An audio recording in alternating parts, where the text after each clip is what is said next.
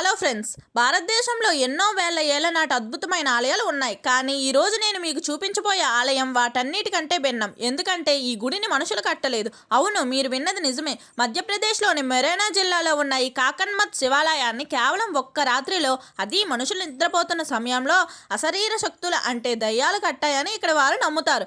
అసలు సిమెంట్ లేకుండా, ఇసుక లేకుండా కేవలం రాళ్లను ఒక దానిపై ఒకటి పేర్చి 115 అడుగుల ఎత్తులో ఈ ఆలయాన్ని ఎలా కట్టారు? ఈ వీడియో పూర్తి వరకు చూడండి, మీకు చాలా విచిత్రమైన విషయాలు తెలుస్తాయి.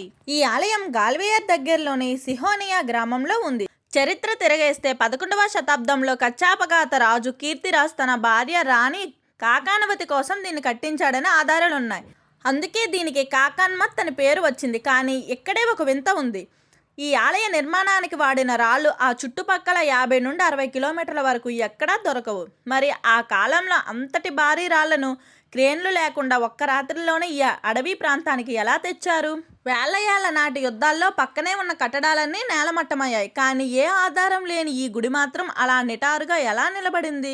స్థానిక జానపద కథనం ప్రకారం ఈ ప్రాంతంలో ఒకప్పుడు దయ్యాల సంచారం ఎక్కువగా ఉండేది. శివుని ఆజ్ఞ మేరకు భూత ప్రేతాలన్నీ కలిసి ఒకే రాత్రిలో ఈ భారీ ఆలయాన్ని పూర్తి చేయాలని సంకల్పించాయి. గాలిలో రాళ్లను విసురుకుంటూ మంత్రబలంతో వాటిని ఒకదానిపై ఒకటి పేర్చుకుంటూ వెళ్ళాయి. అందుకే ఈ గుడి గోడలు చూస్తే ఎవరో రాళ్లను విసిరినట్లుగా ఎగుడు దిగుడుగా ఉంటాయి. కానీ అవి పడిపోవు.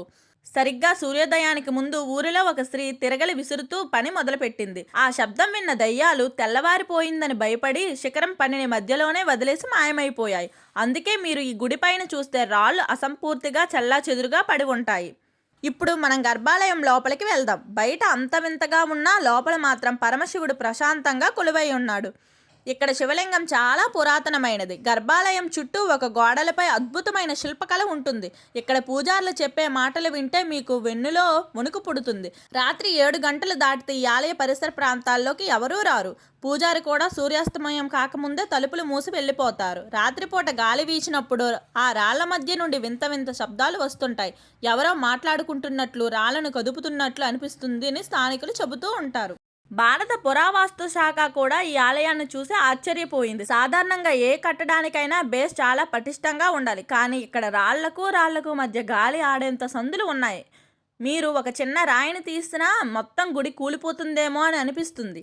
శాస్త్రవేత్తలు ఇంటర్లాకింగ్ టెక్నాలజీ అని దీనికి పేరు పెట్టారు. కానీ వేల టన్నుల బరువును, సిమెంట్ను లేకుండా కేవలం బ్యాలెన్సింగ్తో ఎలా నిలబెట్టారో మాత్రం ఇప్పటికీ వివరించలేకపోతున్నారు.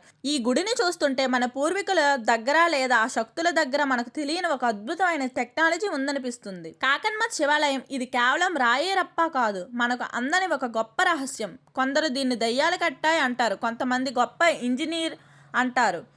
ఏది ఏమైనా 1000 ఏళ్ల నుంచి నిలబడి ఉన్న ఈ ఆలయం ఒక అద్భుతం. మరి మీకు ఏమనిపిస్తుంది? నిజంగానే దీన్ని దయ్యాలు కట్టాయా లేదా మన పూర్వీకుల మేధస్సా? మీ అభిప్రాయాన్ని కామెంట్ రూపంలో మాకు తెలియచేయండి.